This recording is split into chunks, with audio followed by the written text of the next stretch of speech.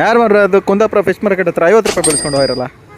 Sunday ನಮ್ಮಮ್ಮ non veg ಮಾಡಿರ್ತಾರೆ ಅಂತ ಹೇಳ್ಬಿಟ್ಟು ವೆಯ್ಟ್ ಮಾಡ್ತಿದ್ರು. ಎಲ್ಲ ಹೊರ ಹೋಗ್ಬಿಟ್ಟಾರೆ.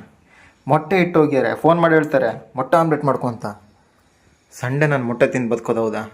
ಫಿಶ್ ಮಾರ್ಕೆಟ್ ಹೋಗಿ ಫಿಶ್ ತಗೊಬರೋಣ.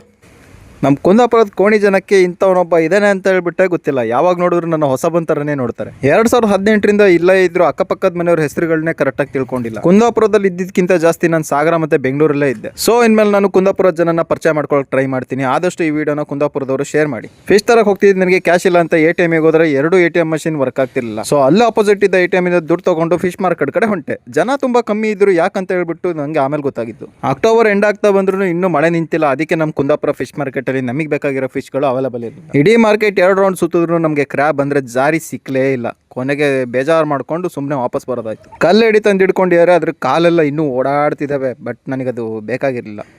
ಕ್ರ್ಯಾಬ್ ಸಿಕ್ಕಿಲ್ಲ ಅನ್ನೋ ಬೇಜಾರಲ್ಲಿ ವಾಪಸ್ ಹೋಗ್ತಾ ಇದ್ದಿದ್ದು ನನಗೆ ಎಳ್ನೀರು ಕಾಣಿಸ್ತು. ಸೊ ಎಳ್ನೀರು ಕುಡಿದು ಸ್ವಲ್ಪ ಹೊಟ್ಟೆನಾದ್ರು ತಂಪು ಮಾಡ್ಕೊಳ್ಳೋಣ ಅಂತ ಹೇಳ್ಬಿಟ್ಟು ಒಂದು ಎಳ್ನೀರು ಹೊಡಿಸ್ಬಿಟ್ಟು ಕುಡ್ಕೊಂಡೆ.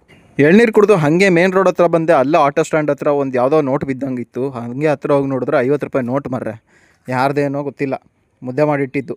ಮೋಸ್ಟ್ಲಿ ಯಾವುದೋ ಹೆಂಗ್ಸಿಂದ ಇರ್ಬೇಕು. ನಿಮ್ಮ ಮನೆಯವ್ರದ್ದೇ ಯಾರ್ದಾರ ಆದರೆ ನಂಗೆ ಕಮೆಂಟಲ್ಲಿ ತಿಳಿಸಿ. ಅವ್ರಿಗೆ ನಾನು 50 ರೂಪಾಯಿ ವಾಪಸ್ ಕೊಡ್ತಾ ಆಯಿತಾ? ಕುಂದಾಪುರದವ್ರು ಎಲ್ರಿಗೂ ಶೇರ್ ಮಾಡಿ ಈ ವಿಡಿಯೋನ.